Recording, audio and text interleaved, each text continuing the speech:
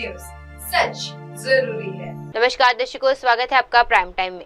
आइए एक नजर डालते हैं हेडलाइंस की। नितिन गडकरी बोले, शहरी ग्रामीण समस्याओं के अलग समाधान जरूरी। भाजपा उपाध्यक्ष तिरुपति का डीएमके सरकार पर तंज। नवी मुंबई में भारी बारिश से जल प्रवाह की समस्या। आइए देखते खबरें विस्तार से।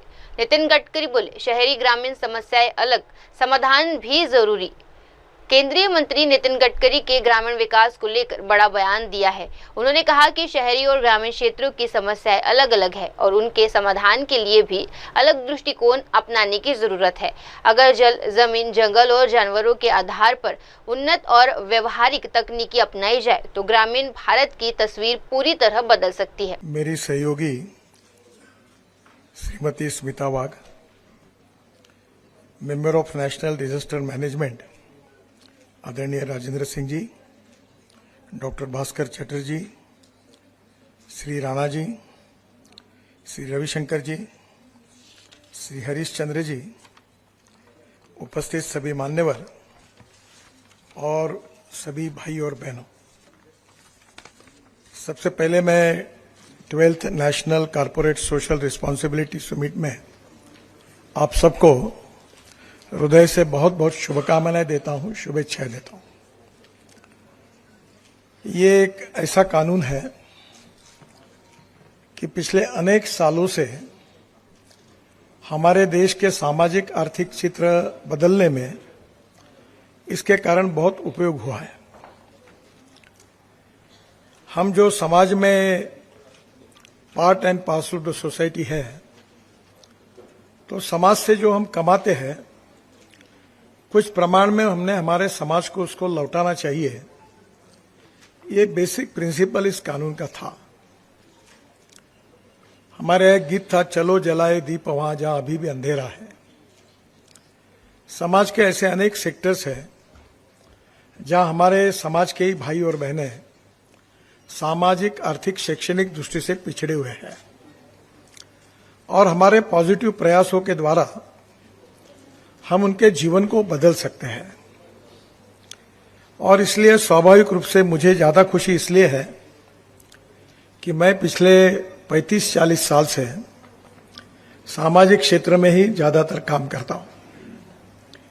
एक बात जरूर है कि इस कार्य को उतनी प्रसिद्धि, पब्लिसिटी और लोगों के नजरों में जितने उड्डान पुल, टनेल्स, ब्रिजेस या पॉलिटिकल एक्टिविटीज को मिलती है, उतना ये पॉजिटिव कंस्ट्रक्टिव वर्क को नहीं मिलती। सबसे पहले मुझे याद है कि इसमें कितने लोगों का जीवन बदला है। मैं मंत्री तो वैसे रोड ट्रांसपोर्ट का हूं, पर मैं 80% काम रूरल, ग्रामीण क्षेत्र में काम करता हूं, एग्रीकल्चर में काम करता हूं। और मुझे इतना कोई उसमें विद्वान नहीं हूं, पर मुझे 13 डिलीट्स मिली है, डॉक्टरेट्स मिली है, और उसमें से 6 डॉक्टरेट कृषि विज्ञान में मिली हुई है। और मैं जिस क्षेत्र से आता हूं वो नागपुर और विदर्भ जो है वो उसका एक अलग इतिहास है कि पिछले अनेक सालों से हमारे यहां 10,000 किसानों ने आत्महत्या की है। और आत्महत्या का कारण यही है कि पानी की कमी। हमारे देश में उत्तर प्रदेश, बिहार, उत्तराखंड, हिमाचल, इन सभी राज्यों में पानी के बारे में कोई समस्या नहीं है, क्योंकि यहां नदियों में पर्याप्त पानी है। पर हमारे क्षेत्र में पानी की समस्या गंभीर है और इसलिए जो वाटर कंजर्वेशन में अनेक संस्थाओं के CSR मिलने के कारण मेरा भी एक NGO है और हम पिछले 10 साल से काम कर रहे हैं। कंसेप्ट बहुत छोटा सा था कि दौड़ने वाले पानी को चलने के लिए लगाओ, चलने वाले पानी को रुकने के लिए लगाओ और रुके हुए पानी को जमीन को पीने के लिए लगाओ। गांव का पानी गांव में, खेत का पानी खेत में और घर का पानी घर में। अब ये छोटे से कंसेप्ट में मैं जब रोड मिनिस्ट्री का मंत्री बना तो हमें रोड के लिए एग्रीगेट लगता है, मिट्टी लगती है, तो हमने नदी नालों का खोलीकरण, रुंदीकरण किया जो तालाब थे, जो इरिगेशन के डैम थे, उसकी मिट्टी जो थी, जो एग्रीगेट था, वो बाहर निकाला और वो रोड में यूज किया। तो ये काम हमने फ्री ऑफ चार्ज करके दिया। हमारे यहाँ पंजाबराव कृषि विद्यापीठ एग्रीकल्चर यूनिवर्सिटी अकोला में है, वहां मैंने 36 तालाब बना के दिए। ऐसे 1000 तालाब बने। आप आश्चर्य देखिए कि इस यूनिवर्सिटी में 350 एकड़ जमीन जो पानी के नीचे थी, यह तालाब बनने के बाद वो 3500 एकड़ जमीन इरिगेशन में आई और आजू बाजू के 4-5 किलोमीटर में भी पानी आया और उसके कारण वहां के किसानों की आमदनी बढ़ी। अजिंठा ये बहुत प्रसिद्ध है, जगह प्रसिद्ध लेने हैं, केव्स है, और वहां बुल्ढाना से अजिंठा एक रोड था। वहां इतनी पानी की किल्लत थी कि 17,000 जो धनगर कम्युनिटी के लोग रहते थे, वो जब मार्च अप्रैल में आता था तो वहां छोड़कर, एरिया छोड़कर निकल जाते थे क्योंकि पानी नहीं था। वो बुल्ढाना से अजिंठा रोड हमने बनाया, मुझे बनाने का मौका मिला। पूरे नदी नालों का खोलीकरण, रुंदीकरण हुआ, लेक बने। अब 17,000 लोग माइग्रेट नहीं होते, वही रहते हैं। तो एक बात वैसे कम से कम 60-70 प्रोजेक्ट करने का अवसर मुझे मिला। तब मेरे ध्यान में आया कि ये पॉजिटिविटी के साथ, और ये सब काम इसलिए हो सका कि ये काम को देखकर धीरे धीरे अनेक संस्थाओं ने CSR में मदद की, जिसके कारण ये काम हो सका। और कुछ काम जो था वो NHI को मिट्टी लगती थी तो फ्री ऑफ चार्ज उन्होंने कर दिया। तो उसके कारण वहां का सोशियो इकोनॉमिक ट्रांसफॉर्मेशन बदल गया। ये बदल सकता है।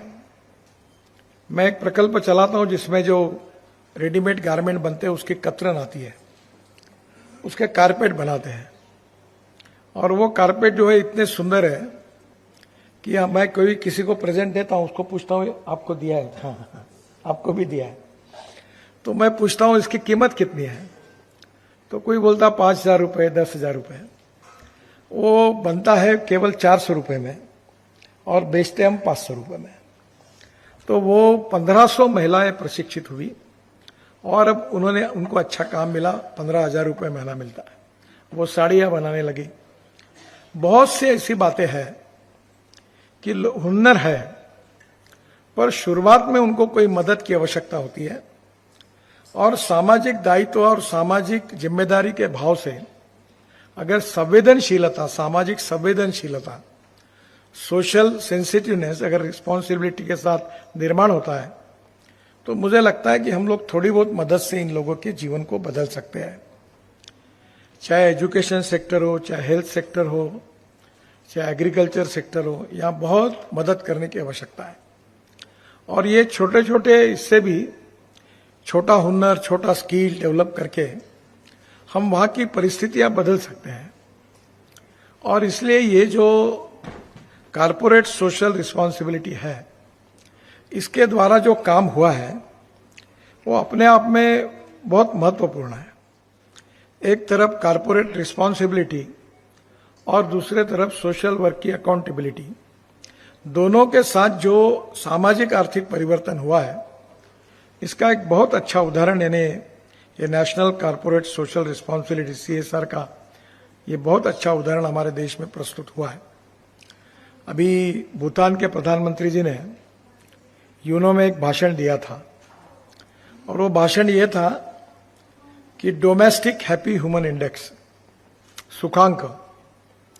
और ये जो सुखांक है, इसमें शहरी क्षेत्र की अलग समस्या है, ग्रामीण क्षेत्र की अलग समस्या है।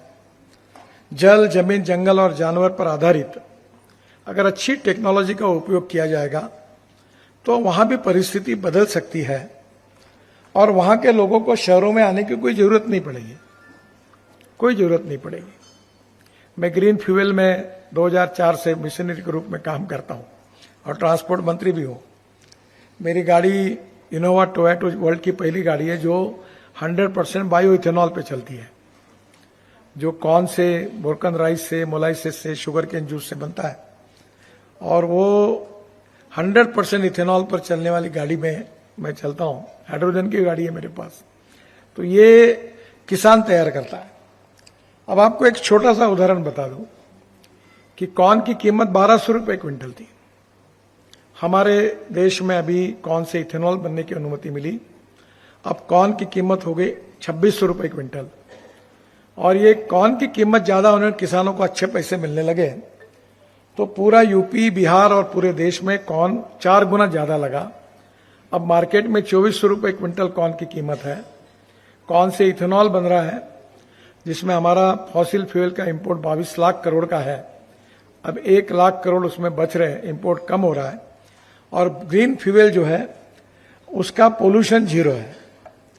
तो ये जो रूरल एग्रीकल्चर ट्राइबल क्षेत्र में जल, जमीन, जंगल और जानवर आधारित नई नई टेक्नोलॉजी का उपयोग करके अगर हम लोग वहां कोई हुनर के साथ, कोई नई नई चीजों के साथ, अनेक एनजीओ, सोशल ऑर्गेनाइजेशन, इस प्रकार के कारपोरेट सोशल रिस्पॉन्सिबिलिटी जो फंड मिलता है उससे अच्छा काम कर रहे हैं।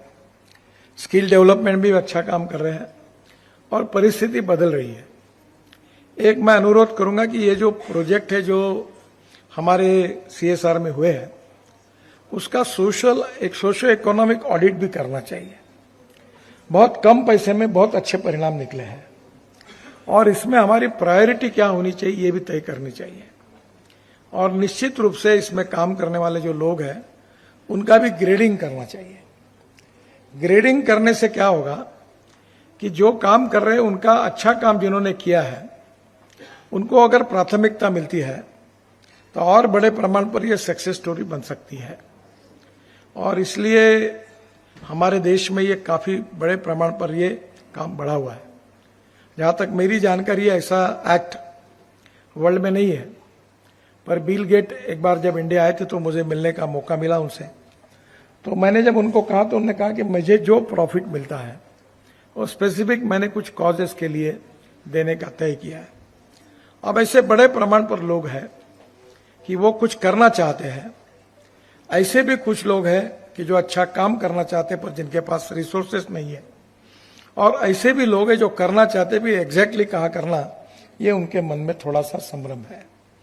ये तीनों स्टेक होल्डर्स के बीच में कोऑपरेशन, कोऑर्डिनेशन एंड कम्युनिकेशन प्रस्तावित करना यही बहुत इंपॉर्टेंट है, और यही काम सीएसआर टाइम्स के द्वारा होता है। तो मुझे लगता है कि ये आने वाले समय में ये इसकी व्याप्ति भी बढ़ रही है। इसमें अच्छे अच्छे काम करने वाले लोगों को आप रिकॉग्नाइज कर रहे, रिस्पेक्ट दे रहे, अवार्ड दे रहे, उनको भी शुभकामनाएं दूंगा।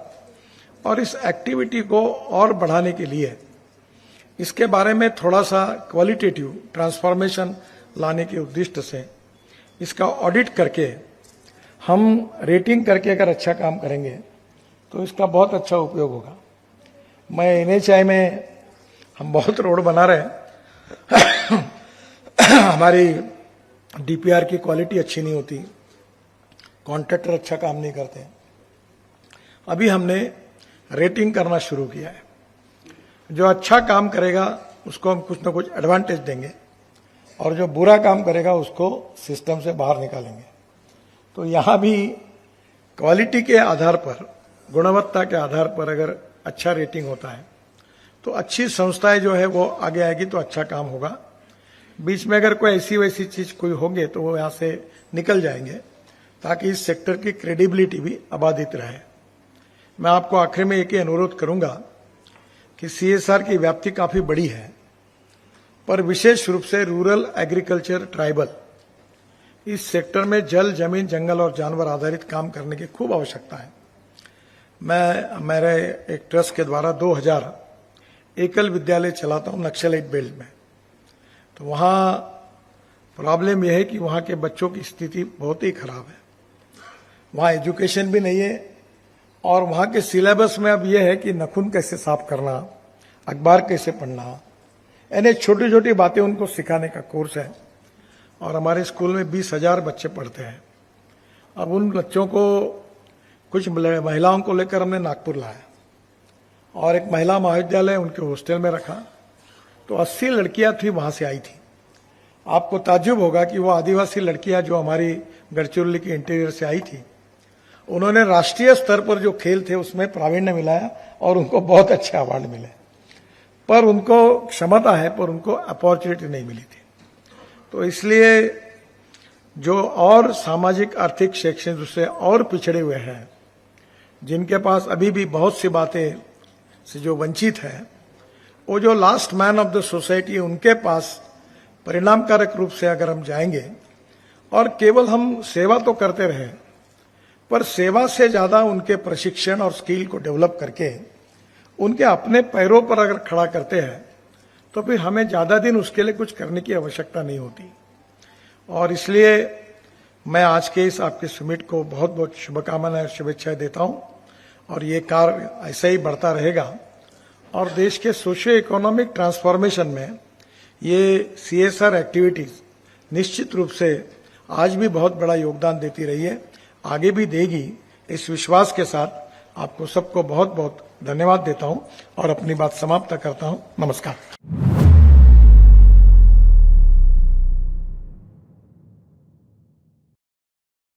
आइए बढ़ते अगली खबर की ओर। भाजपा उपाध्यक्ष नारायण तिरुपति का बड़ा बयान।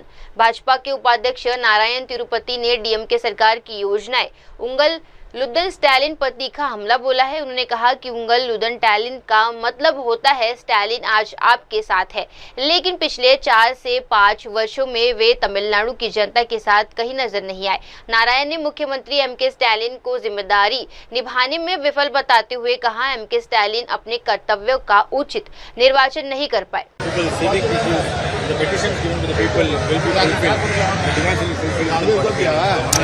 Sir, today in Ungaludan Stalin means Stalin with you today.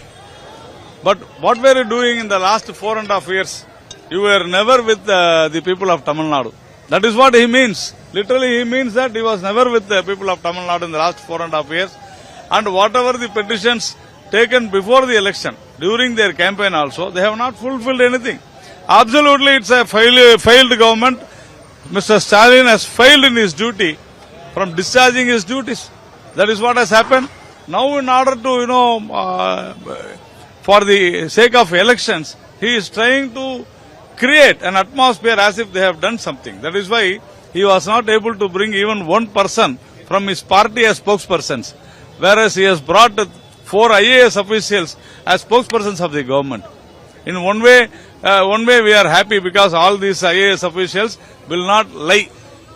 At least we are happy in that.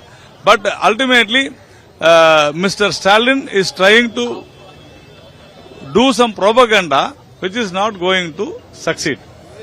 Sir, there has been this criticism on this particular question as well, saying that this has been, created to get the data of the people ahead of the election, to get their numbers and personal details.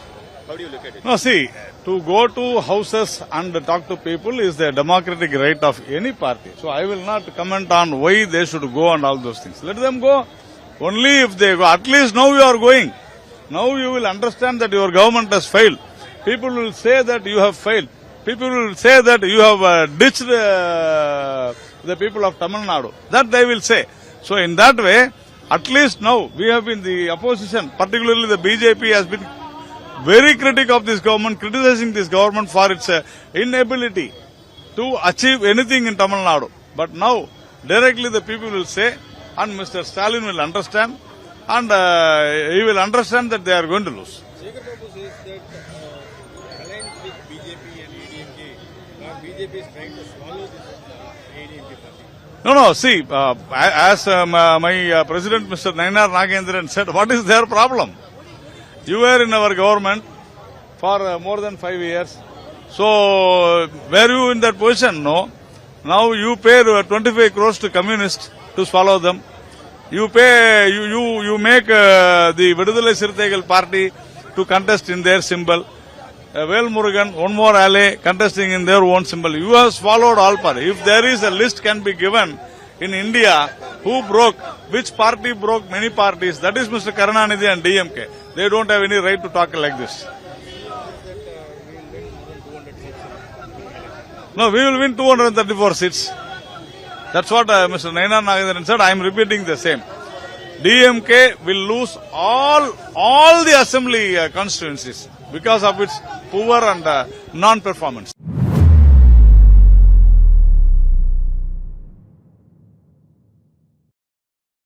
आइए बढ़ते अगली खबर की ओर। नई मुंबई में भारी बारिश के बाद जल प्रवाह की समस्या। नई मुंबई में हाल ही में हुई भारी बारिश ने शहर के कई इलाकों में जल प्रवाह की स्थिति पैदा कर दी है। सड़कों पर पानी भर जाने से आवागमन प्रभावित हुआ है और लोगों को मुश्किलों का सामना करना पड़ रहा है। स्थानीय प्रशासन ने जल निकासी और राहत कार्यों के लिए तुरंत कदम उठाए हैं, लेकिन अभी कई जगहों पर पानी जमा हुआ है।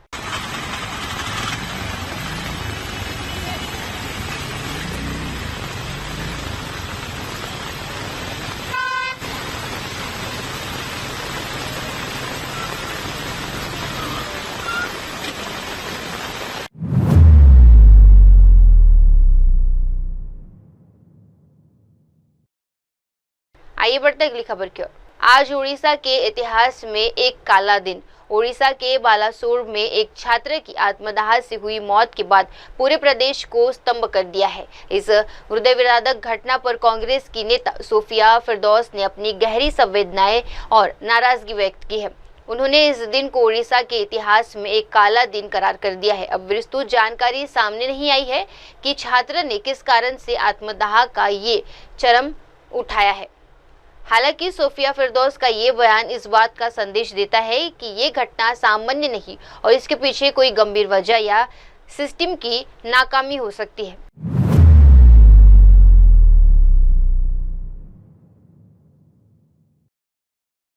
आइए बढ़ते अगली खबर की ओर। कांग्रेस की सुप्रिया श्रीनेत ने मोदी सरकार पर हमला किया।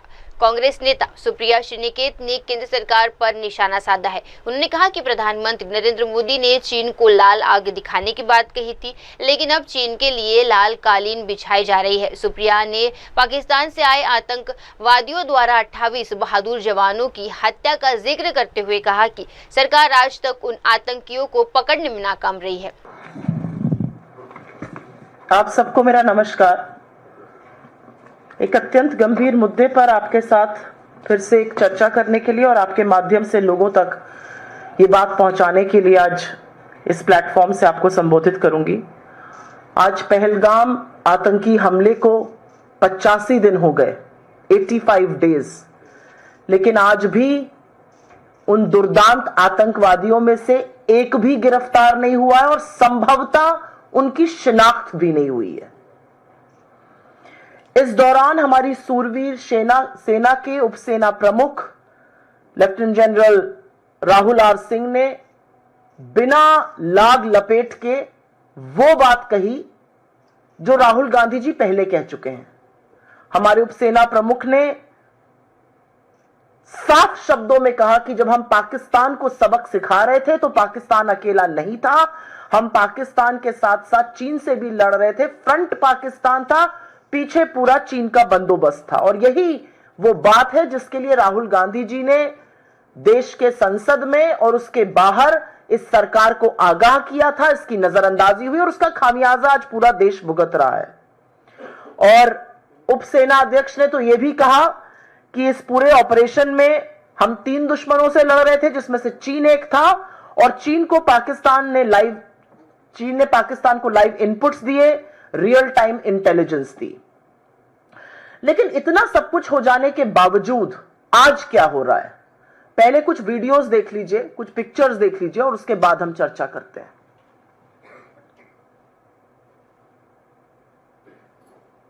हो गए और ये कोई मामूली बात नहीं है, ये बहुत गहरी बात है, ये डेंजरस बात है, ठीक है। और ये क्यों हुए हैं? क्योंकि हमारी सरकार ने मिसहैंडल किया है। Pakistan was the front face. We had China providing all possible support, and it's no surprise because if you were to look at statistics, in the last 5 years, 81% of the military hardware that Pakistan is getting is all Chinese. 81% of that. और अब कुछ तस्वीरें देखिएगा जो पिछले 48 घंटे में देश और दुनिया के सामने आई हैं। हमारे विदेश मंत्री एस जयशंकर जी चीन में हैं।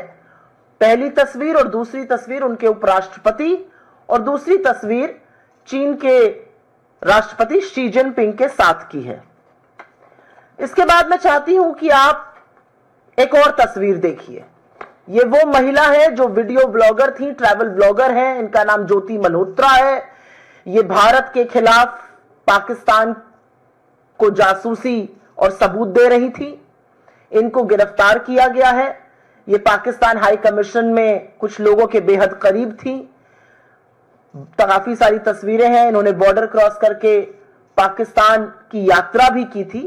और अब मैं आपको एक वीडियो दिखाना चाहती हूं जिसमें इन्होंने अपने आप को क्या बताया था, वो भी सुन लीजिए। हरियाणा बीजेपी, हरियाणा बीजेपी लीजिए, यहाँ से अभी करेंगे भाई अपना इंडियन, लीजिए पासपोर्ट हाथ में और अपना चलेंगे। हाँ जी sir. Security clear, Haryana BJP, Haryana BJP. ये महिला जब हिंदुस्तान का बॉर्डर, इंडिया का बॉर्डर क्रॉस, इंडिया का बॉर्डर क्रॉस करके जब ये पाकिस्तान में एंटर करती है तो ये अपने आप को हरियाणा बीजेपी का सदस्य बताती है। अब इसकी गिरफ्तारी हो चुकी है, आगे क्या हो रहा है अभी उसके बारे में हम जरूर चर्चा करेंगे। 2 और तस्वीरें हैं और वो देखनी जरूरी हैं। ये तस्वीरें तब की हैं जब वंदे भारत एक्सप्रेस के उद्घाटन में वो पहुंची थी और वहां पर उनकी मुरलीधरन जी जो तत्कालीन विदेश राज्य मंत्री थे, बीजेपी केरल अध्यक्ष के सुरेंद्रन जी के साथ काफी सारी तस्वीरें, उनको भी देख लीजिए।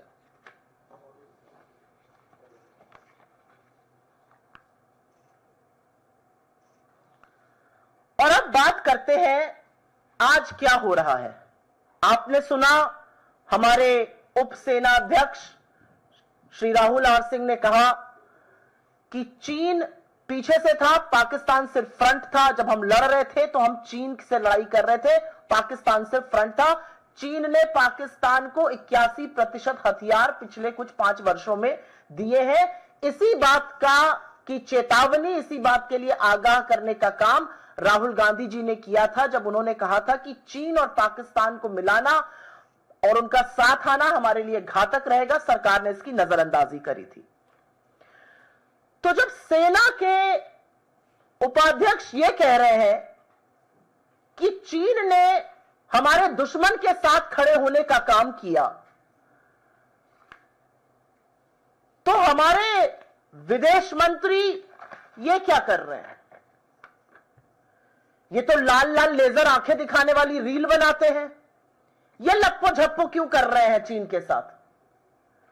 शी जिनपिंग के साथ ऐसे हाथ मिला रहे हैं, उपराष्ट्रपति के साथ ऐसे हाथ मिला रहे हैं मानो कोई बिछड़े दोस्त मिल गए हों। बिल्कुल मूक। और तो और तारीफ कर रहे हैं। अब सुन लीजिए उन्होंने क्या कहा है। 14 तारीख को कल उनकी मीटिंग हुई और उसके बाद उन्होंने कहा कि भारत चीन द्विपक्षीय संबंध पिछले अक्टूबर में जब प्रधानमंत्री मोदी और राष्ट्रपति शी जिनपिंग की कजान में मुलाकात हुई थी, उसके बाद से लगातार सुधर रहे हैं। ये जयशंकर जी किस दुनिया में रहकर बात कर रहे हैं? और जयशंकर जी लगातार हमारी शूरवीर सेना का क्यों अपमान करते हैं, क्यों उनका मनोबल तोड़ते हैं? क्योंकि कुछ बातें उनको याद दिलानी जरूरी है। जब आपके सेना अध्यक्ष ने यह बात कही, जब आपके सेना के उप प्रमुख ने यह बात कही कि चीन फ्रंट था, आप कह रहे हैं हमारे संबंध लगातार सुधर रहे हैं। हमारे 28 लोगों को क्रूर तरीके से मारने के बाद पाकिस्तान के साथ चीन मिलकर खड़ा हुआ और आप कह रहे हैं संबंध सुधर रहे हैं। क्या यह सर्वविदित नहीं है कि ऑपरेशन सिंदूर के दौरान चीन ने पाकिस्तान का पूरा समर्थन किया? उनका नेटवर्क बेस्ड ऑपरेशन था जो चीन ने जिसमें मदद करी। उनको J-10 C fighter, PL-15 air to air missile और तमाम ड्रोन इस्तेमाल हुए जो तुर्की और चीन की कृपा थी। क्या यह सबको नहीं पता है? हमारी सेना यह कह रही है और विदेश मंत्री, मोदी जी के मंत्री कह रहे हैं हमारे संबंध सुधर रहे हैं। क्या यह सच नहीं है कि बीते कुछ दिनों में चीन ने विशेष फर्टिलाइजर, रेयर अर्थ मिनरल्स और टनल बोरिंग मशीन जैसी चीजों का निर्यात भारत में काफी हद तक रोका है और इसका सीधा प्रभाव हमारे इंफ्रास्ट्रक्चर पे पड़ेगा? क्या यह सच नहीं है कि इस पूरे दौरान चीन की जो भारत से आयात था वो घटता जा रहा है और हमारा आयात चीन से बढ़ता जा रहा है, हमारी निर्भरता चीन पर बढ़ती जा रही है और उसी के चलते आज हमारा ट्रेड डेफिसिट, व्यापार घाटा करीब करीब $100 बिलियन पे पहुंच गया है? क्या यह सच नहीं है कि भारत की जो पेट्रोलिंग पार्टीज हैं, हम डेप्सांग, डेमचौक और चुमार जैसे इलाकों में पेट्रोलिंग करने के लिए चीन की सहमति पर निर्भर है? क्या यह सच नहीं है कि जो गलवान हॉट स्प्रिंग और पेंगोंग झील में बफर जोन्स बनाए गए वो ज्यादातर हिंदुस्तान की सरजमी में बनाए गए और अभी तक 5 साल बाद भी 20 अप्रैल 2020 की यथावत स्थिति नहीं बनी है। क्या यह सच नहीं है कि चीन ने इस दौरान एलएसी के पास 50 से 100 गांव बसाए, वहां पर सड़कें, वहां पर इंटरनेट, बिजली, पानी, सारी व्यवस्थाएं कर दी और इसका खुलासा सैटेलाइट की तस्वीरों से हुआ है? क्या यह सच नहीं है कि चीन ने लगातार अरुणाचल की 30 जगहों के नाम बदले, हमारे मैप के साथ खिलवाड़ किया, हमारी भूभागीय अखंडता को ललकारा है? लेकिन हैरानी नहीं होती ना कि जयशंकर जी ऐसी बातें कर रहे हैं, क्योंकि यही जयशंकर जी तो 2 साल पहले के इंटरव्यू में कह रहे थे हम छोटी अर्थव्यवस्था है, वो बड़ी अर्थव्यवस्था है, हम उनसे कैसे लड़ेंगे। और इनके आका मोदी जी, आप सबको याद होगा कैसे उन्होंने क्लीन चिट दी थी 19 जून 2020 को और कहा था कोई घुसा हुआ नहीं जिसका फायदा चीन आज तक उठा रहा है। मोदी जी का जो चीनी प्रेम है वो दुनिया जानती है। 30 बार वो मिल चुके हैं, महाबलीपुरम में शहनाई सुनते हैं, साबरमती के तट पे झूले झूलते हैं, अपना और उनका रिश्ता, शी जिनपिंग का रिश्ता बहुत पुराना बताते हैं, हुएन सांग से उसको जोड़ देते हैं। तो मोदी जी का चीनी प्रेम सबको पता है। लेकिन आज जब चीन हमारे दुश्मन देश के साथ खड़ा है तो उसकी चिरौरी करने की क्या जरूरत है? लाल आंख दिखाने की बात करते थे, कभी लाल शर्ट पहन के लल्लो झप्पो करने लगते हैं, कभी लाल कालीन बिछा देते हैं और अब ये हाथ मिला रहे हैं, मुस्कुरा रहे हैं मानो कुछ हुआ ही नहीं है। ये हो क्या रहा है? लेकिन इससे भी ज्यादा गंभीर एक और बात है कि जब चीनी प्रेम जताया जा रहा है, जब प्रधानमंत्री दुनिया भर में घूम घूम कर मेडल बटोर रहे हैं, उसका हिंदुस्तान को क्या फायदा हो रहा है यह हमें नहीं पता। वो 28 परिवार आज भी पूछ रहे हैं उनके शहीदों को उनको न्याय कब मिलेगा। वो पूछ रहे हैं कि वो दुर्दांत आतंकवादी कब चिन्हित किए जाएंगे, कब गिरफ्तार किए जाएंगे, कब उनकी नजीर बनाई जाएगी। वो पूछ रहे हैं कि जिस पाकिस्तान ने ये किया और जिसका साथ चीन ने दिया, आप लल्लो झप्पो गलबैया क्यों कर रहे हैं चीन के साथ। और इसी दौरान एक और सवाल उठता है कि ये दुर्दांत आतंकवादी 200 किलोमीटर हमारी सरहद के अंदर आते हैं, इनको सारे रास्ते पता है, ये सारी चीजें जानते हैं उसके इर्द गिर्द, और उसके बाद इस हमले के वो चुपचाप गायब हो जाते हैं, मानो जमीन निगल गई, आसमान खा गया, वो चले जाते हैं। उनको इस एरिया की इतनी जानकारी, उनको रूट्स, उनको मैप्स इतने अच्छे से कैसे पता है? और जिन देशद्रोहियों ने देश के खिलाफ जासूसी की, जिनको पकड़ा गया, उसके लिए सरकार ने क्या किया? और उनका बीजेपी से संबंध जग जाहिर है। इसी क्रम में मई 2025 में हिसार पुलिस ने ये महिला व्लॉगर ज्योति मल्होत्रा को गिरफ्तार किया था। ये वही व्लॉगर है जिनके चलते राष्ट्रीय सुरक्षा पर बड़ा खतरा मंडरा रहा है। ये वही व्लॉगर है जो मीडिया रिपोर्टों से पता चलता है, और अभी मैंने आपको वीडियो दिखाया, वो अपने आप को हिसार बीजेपी का कह रही है, तमाम बीजेपी फंक्शन में शामिल होती हैं।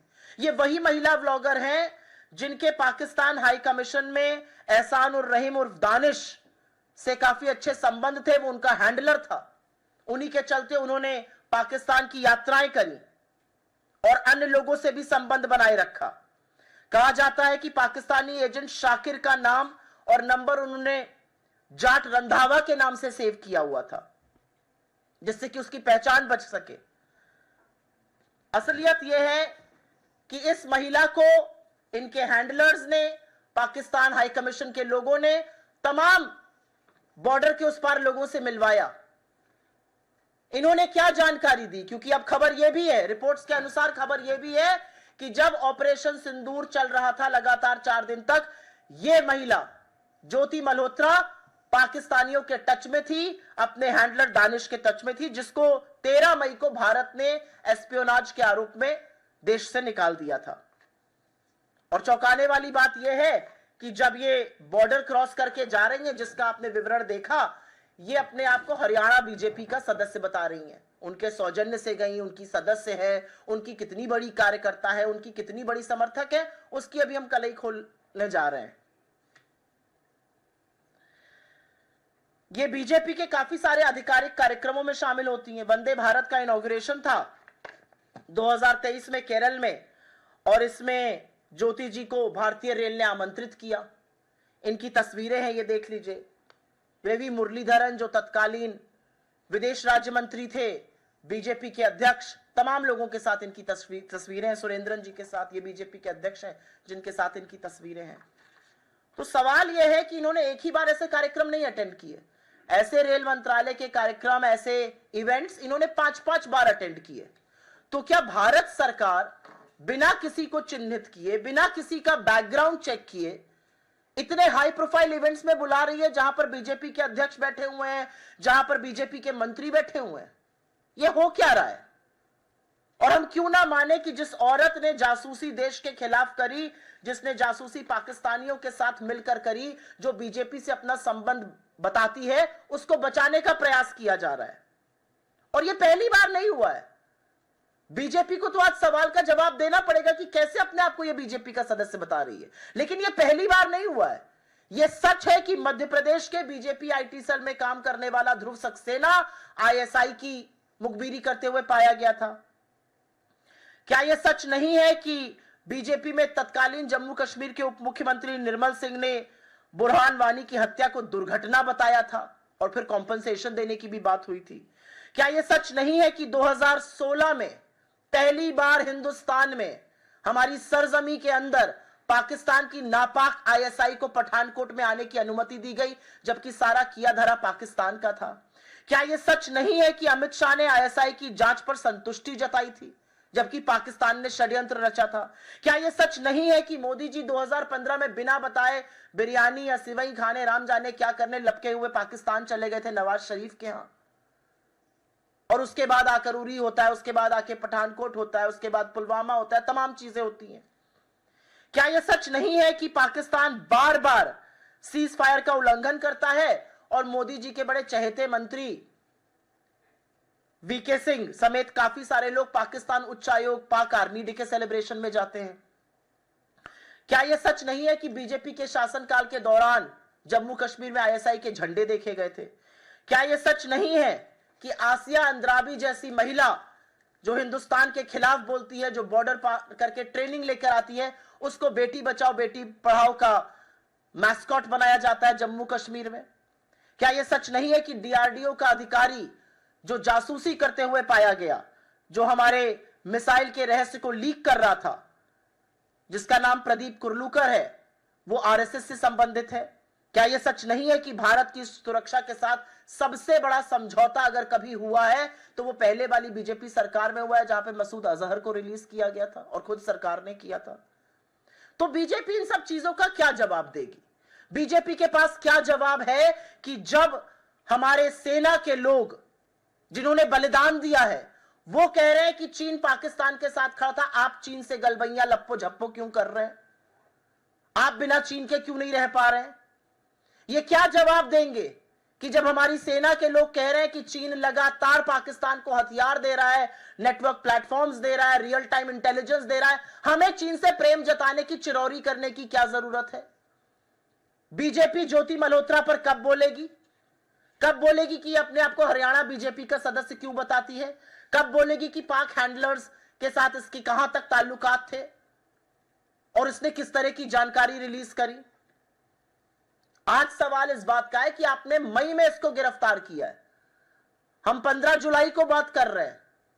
ज्योति मल्होत्रा के साथ क्या किया जा रहा है? इसने क्या जानकारी दी? इसके खिलाफ क्या एक्शन लिया गया? और चीन की जी हजूरी क्यों की जा रही है? हमारी मांग है कि सरकार इन सब बातों का जवाब दे, संसद में दे, देश को दे, क्योंकि ये सारे मामले गंभीर मामले हैं।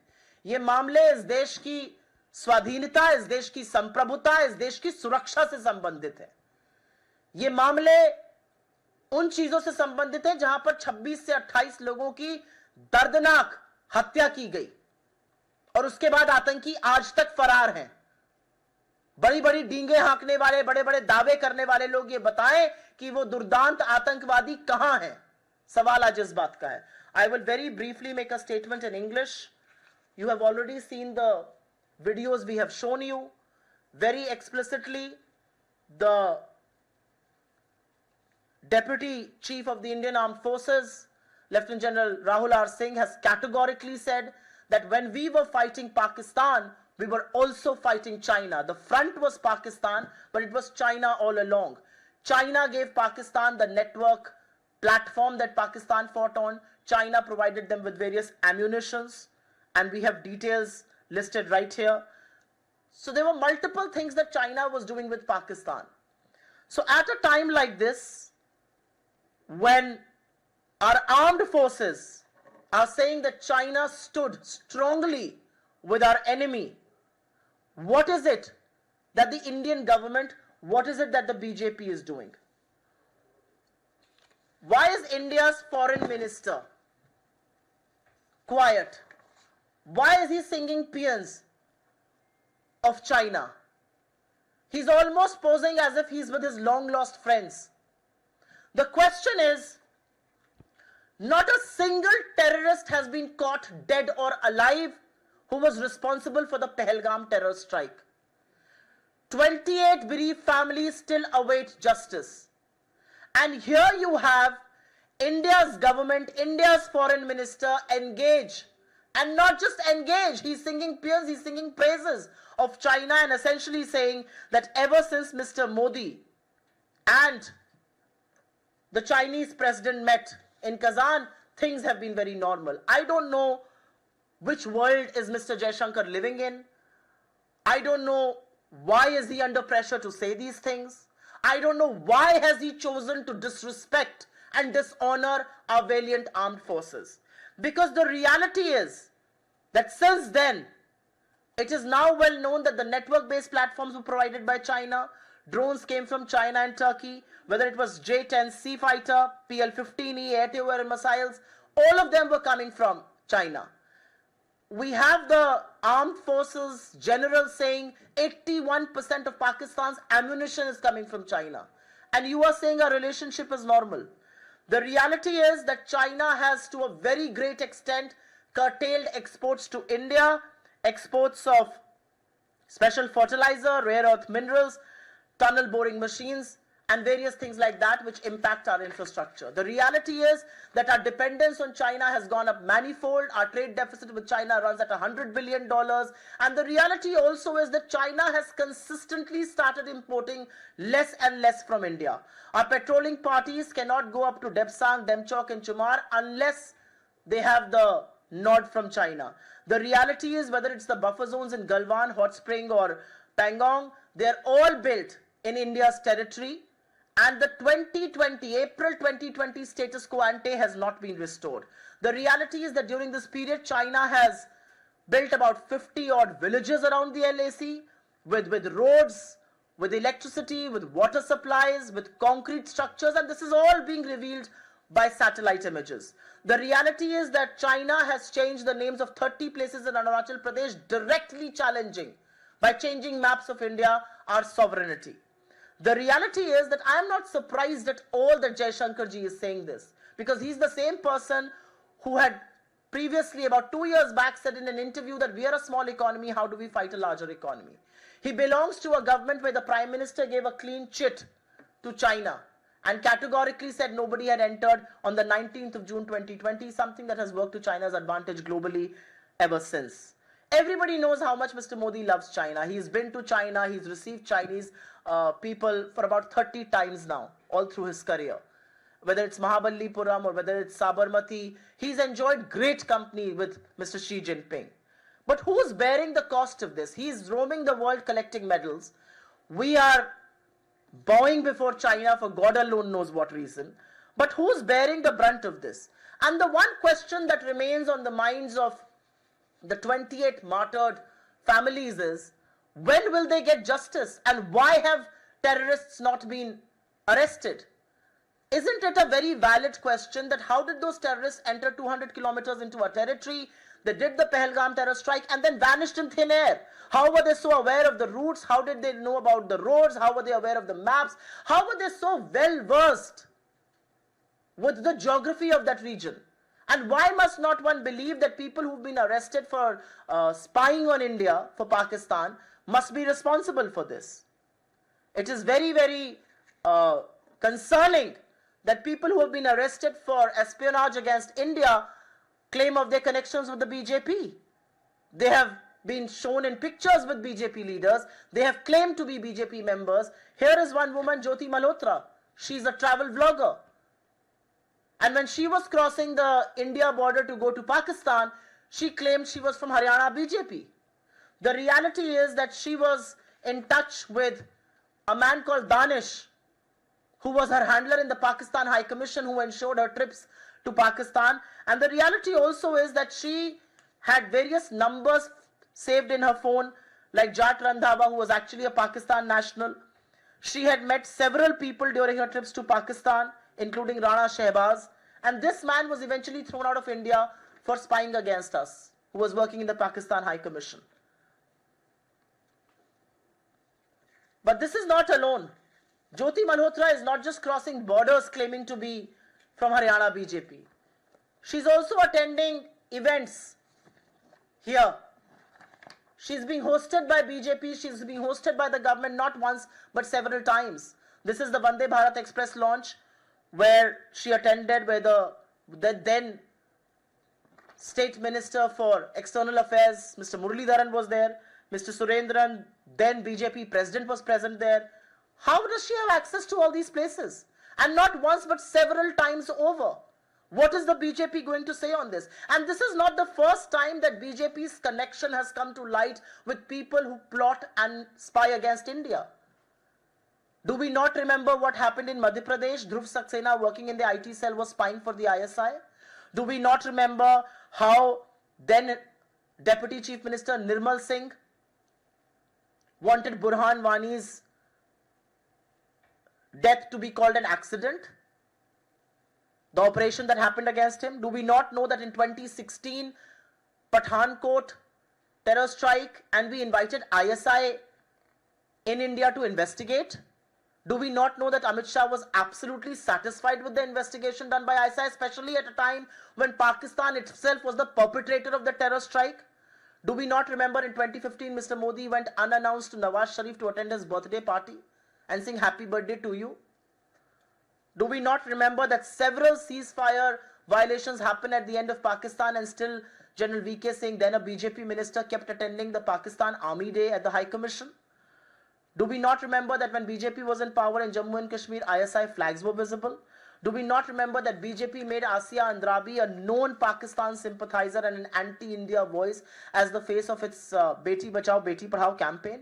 Do we not know that Pradeep Kurlulkar, who worked for the DRDO and kept leaking sensitive missile program information to Pakistan, has relationships with RSS and is associated with the RSS?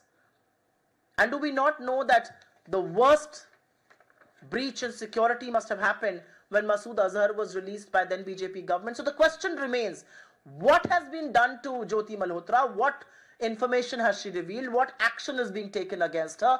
What action is being taken against the terrorists? When are you going to catch them? And more importantly, why do you continue to have this bonhomie with China, which continues to support Pakistan against India's interests? And these are questions that Mr. Modi and his government will have to answer before this country and especially in Parliament. आपके सवालों का स्वागत है. अगर सवाल इसी से जुड़े रहे तो मैं बहुत अनुग्रहित रहूंगी. वायुसेना उपाध्यक्ष के द्वारा जो बातें कही गई कि 81% आपूर्ति जो है पाकिस्तान को चीन के द्वारा किया जाता है, क्या आपको लगता है इसके बाद चीन के साथ भारत को संबंध तोड़ लेना चाहिए, या विदेश मंत्री चाइना गए हैं उनको नहीं जाना चाहिए था? मुझे ऐसा लगता है कि विदेश मंत्री जिस तरह की गलबैयां करते हुए दिख रहे हैं, विदेश मंत्री उस मीटिंग के बाद जो चिरौरी करते हुए दिख रहे हैं, विदेश मंत्री जो उसके बाद उनकी तारीफ करते हुए दिख रहे हैं, वो कतई नहीं हो सकता है. हमारे देश में ये कैसा वक्त है कि सेना कह रही है कि हम पाकिस्तान और चाइना से मिलकर लड़ रहे थे, और विदेश मंत्री ये क्लेम कर रहे हैं कि सब चंगा नहीं है, आप ये लल्लो चप्पो बंद कर दीजिए चीन की. क्योंकि हमारी सेना के शूरवीर सैनिक ये कह रहे हैं कि चीन मुस्तैदी से पाकिस्तान के साथ खड़ा था, उसको हथियार दे रहा था, उसको नेटवर्क इंफॉर्मेशन दे रहा था, रियल टाइम इंटेलिजेंस की खबरें दे रहा था. तो आप सेना का बार बार अपमान क्यों करते हैं? आप सेना का मनोबल क्यों तोड़ते हैं? मुद्दा इस बात का है.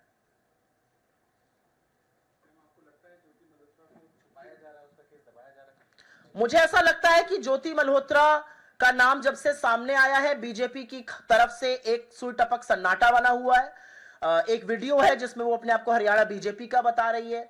तमाम बीजेपी के फंक्शंस अटेंड कर चुकी है, गवर्नमेंट ऑफ इंडिया ने उसको इनवाइट किया है, अपने मन से तो नहीं पहुंच गई होगी वंदे भारत के इनॉग्रेशन पे और मंत्री जी के साथ और अध्यक्ष जी के साथ फोटो खींच रही है, तमाम जगह से उसको इनवाइट किया गया है। और उसके बाद अगर उसको पकड़ा गया है और ये सर्वविदित है कि उसके हैंडलर पाकिस्तान हाई कमीशन में बैठे थे, वो पाकिस्तान गई, उसके फोन पर पाकिस्तान के संदिग्ध लोगों के नंबर दूसरे नामों से सेव थे, तो अब सवाल इस बात का है कि उसको कौन बचा रहा है, उसके ऊपर पर्दा कौन डाल रहा है, उसके खिलाफ क्या एक्शन लिया जा रहा है, ये तो पूरा देश जानना चाहता है। पूरा देश जानना चाहता है कि एक महिला है जो मंत्री जी के साथ फोटो खिंचा रही है, जो आपके इवेंट्स में बैठी है, जिसकी पाकिस्तान हैंडलर के साथ तस्वीरें हैं, इसको कौन बचा रहा है। इन दो तस्वीरों को एक साथ कैसे देखा जा सकता है? एक तस्वीर है जहां पर बीजेपी के मंत्री के साथ वो बैठी होकर फोटो खिंचा रही है, एक तस्वीर है जो पाकिस्तान हैंडलर के साथ है, वो पाकिस्तान हाई कमीशन में, इसको हमने अंततोगत्वा देश से निकाला था दानिश को।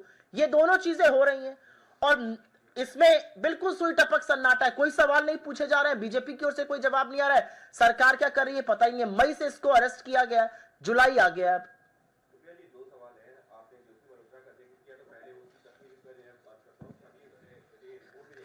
काफी देर रिपोर्ट चली हुई थी जिसमें ये कहा गया था कि ज्योति मल्होत्रा जो केरल गई थी वो वहां की गवर्नमेंट गेस्ट के तौर पर गई थी। केरल गवर्नमेंट ने इनवाइट किया था, गवर्नमेंट गेस्ट के तौर पर गई थी, उसको जो है सारी सुविधाएं दी गई थी, यहां तक कि उसको पेमेंट किया गया था। तो ये तस्वीर जो है संभवतः उसी दौरान की है, ये शायद आप ज्यादा बेहतर बता पाएंगे, केरल के दौरान की। तो वो गवर्नमेंट गेस्ट थी और ये आरटीआई में रिवील किया गया था, डेटा सामने आया था। दूसरी चीज जो चीन को लेकर के आप लोगों का कहना है, तो ये मुद्दा जो संसद में भी कई बार उठा, जहां पर जो है बीजेपी की तरफ से ये कहा गया कि कांग्रेस जो है चीन के साथ में एमओयू साइन करती है, राहुल गांधी के ऊपर हमलावर रही है लगातार बीजेपी। संसद में सवाल उठाया गया कि आखिर राहुल गांधी चीन के इतना करीब क्यों है। तो आप लोग बीजेपी के ऊपर आरोप लगा रहे हैं, बीजेपी जो है कांग्रेस के ऊपर वही आरोप लगा रही है। इन बेतुकी बातों का कोई मतलब है? 11 साल से सत्ता में आप हैं, चीन के साथ गलवैया आप कर रहे थे, महाबलीपुरम में शहनाई आप सुन रहे हैं, साबरमती के तट पे झूलों में पींगे आप लगा रहे हैं, कभी वेष्टी पहन के खड़े हो जाते हैं, कभी नारियल पानी लेके खड़े हो जाते हैं। गलवान में 20 जाबाजों की शहादत का हमने क्या बदला लिया? हमने चीन को क्लीन चिट दी कि कोई घुसा हुआ नहीं है। गलवान की शहादत के बाद जब पहली बार मोदी जी शी जिनपिंग से मिले, वो पीछे से आ रहे थे, ये भोजन कर रहे थे, भोजन छोड़कर लाल शर्ट पहनकर जी हजूरी करने लगे बाली में। अरे लाल आंख दिखाने का वादा किया था, लाल शर्ट पहनने का वादा नहीं किया था, लाल कालीन बिछाने का वादा नहीं किया था। और अब जब 28 लोगों की निर्मम हत्या हुई है, पाकिस्तान से ट्रेन टेररिस्ट आए, उन्होंने इसको अंजाम दिया, एक टेररिस्ट को आप गिरफ्तार नहीं कर पाए। असलियत इस बात की, और आप लोग भी ये सवाल नहीं पूछते, बड़ी बड़ी डींगे हाकी जा रही हैं। और आज हमारे सेना के उपाध्यक्ष अगर ये कह रहे हैं कि हम पाकिस्तान से नहीं, हम पाकिस्तान और चीन से लड़ रहे थे, पाकिस्तान से फ्रंट था, तो विदेश मंत्री किस मुंह से ये कह सकते हैं हमारे संबंध बड़े अच्छे हैं, हमारे संबंध सुधरते जा रहे हैं? अरे आपके और मोदी जी के संबंध सुधर रहे होंगे चीन से, इस देश को आपके चीनी प्रेम का खामियाजा भुगतना पड़ रहा है। तो ये बेतुकी बातें जो बीजेपी करती है कि फलाने ने कुछ कर लिया, राहुल जी ने एक बार नहीं 10 बार आपको आगाह किया था कि पाकिस्तान और चीन का साथ आना हमारी राष्ट्रीय सुरक्षा के लिए, हमारी सरहदों की सुरक्षा के लिए घातक है। आप तब भी यही बेतुकी बातें कर रहे थे और उसका खामियाजा आज देश भुगत रहा है। और अब जब सर्वविदित है कि चीन ने पाकिस्तान की पूरी मदद करी ऑपरेशन सिंदूर के दौरान, हमारा नुकसान हुआ, हमारे जेट्स का नुकसान हुआ, आप अभी भी कह रहे हैं हमारे रिश्ते सामान्य हैं। मोर पिया मोर नाम ना पूछे, मोर सुहागन नाम। असलियत यह है, यह असलियत है। चीन आपको तवज्जो नहीं दे रहा है, आप लपके लपके चीन से कह रहे हैं बहुत हमारे अच्छे रिलेशन है। वो वन साइडेड लव जो है ना, उसका खामियाजा बड़ा भुगतना पड़ता है। ये एक तरफा प्यार की जो मोहब्बत है मोदी जी की, ये सिर्फ चीन ही के साथ है और चीन इसका खूब फायदा उठाता है और इस एक तरफा मोहब्बत का खामियाजा देश को भुगतना पड़ता है। मैम, ज्योति मल्होत्रा सिर्फ एक बार नहीं, ज्योति मल्होत्रा 6 रेल मंत्रालय के कार्यक्रमों में शामिल हुई थी। एक केरल में वंदे भारत एक्सप्रेस के उद्घाटन समारोह में गई थी, इसके अलावा हैदराबाद विशाखापट्टनम में गई थी, जहां पर वर्चुअल रूप से असल में मोदी जी भी जुड़े थे। तो जहां पर प्रधानमंत्री शिरकत कर रहे हैं, वहां पर आप ऐसे लोगों को बुला रहे हैं जिनका आपको बैकग्राउंड ही नहीं पता है, जो पाकिस्तान के हैंडलर से हैंडल हो रहे हैं। तो ये जो ठीकरा फोड़ने की कोशिश है ना कि भैया राज्य सरकार पे फोड़ दो, जिसने बुलाया उससे भी सवाल पूछे जाएंगे। लेकिन आपके तो मान्यवर 6-6 कार्यक्रमों में शामिल हुई हैं, वीडियो में कह रही है हरियाणा बीजेपी से आई है पासपोर्ट दिखाते हुए, अब उस पर भी तो चुप्पी तोड़िए। मैम जवाब तो बहुत सारे चाहिए, पिछले 10 साल से कोई जवाब नहीं मिल रहा। पुलवामा में 40 परिवार भी आज भी पूछ रहे हैं, सिर्फ यही 28 परिवार नहीं, उसका भी जवाब नहीं मिला कभी। मतलब बहुत सारी चीजें, जवाब तो किसी चीज से दे नहीं रहे हैं। आप कैसे सोचते हैं कि ये जवाब देंगे किसी भी तरह का? हम इस देश का एक जिम्मेदार विपक्ष है। एक जिम्मेदार विपक्ष होने के नाते, एक सकारात्मक विपक्ष होने के नाते हमारी ड्यूटी है कि जो लोगों के मुद्दे हैं हम उन मुद्दों को उठाएं। 28 लोग, मासूम लोग इस देश के शहीद हो गए क्योंकि पहलगाम में आतंकियों ने आकर धुआंधार गोलियां चलाई। वो आतंकी आज कहां हैं? सरकार इस बात का जवाब नहीं देगी तो क्या यह सवाल पूछा नहीं जाएगा? उन परिवारों ने शहीद का दर्जा मांगा, आपने नहीं दिया। आपको पहलगाम और पुंछ जाना चाहिए था, आप नहीं गए। 17 मासूमों की जान पुंछ में गई है, आपकी ना अकर्मण्यता के चलते गई है। आपने जब स्ट्राइक किया आपको वहां से गांव खाली कराने चाहिए थे, आपके चलते 17 में से, जिसमें छोटे छोटे बच्चे शामिल हैं, शहीद हो गए। तो आज सवाल इस बात का है कि ना आपका जब जाना था पहलगाम, आप बिहार घूम रहे थे, आप बॉलीवुड के कार्यक्रम में मुंबई में घूम रहे थे, आप केरल और आंध्र में बैठकर मंच पे हंसी ठिठोली कर रहे थे, आप दुनिया भर में मेडल इकट्ठा कर रहे हैं। देश का क्या फायदा हो रहा है इसमें? और मेरा अपना मानना है कि इन सवालों को उठाना जरूरी है। अगर सवाल नहीं उठाए जाएंगे, सवाल नहीं पूछे जाएंगे, तो क्या लोकतंत्र का मुंह बंद करके मुंहबंदी भी कर दी जाएगी? अब हम सवाल सड़कों पे उठाते हैं, हम सरकार प्रेस के माध्यम से उठाते हैं, हम सरकार से सवाल सदन में उठाते हैं, लेकिन सवाल उठाना थोड़ी बंद हो जाएगा।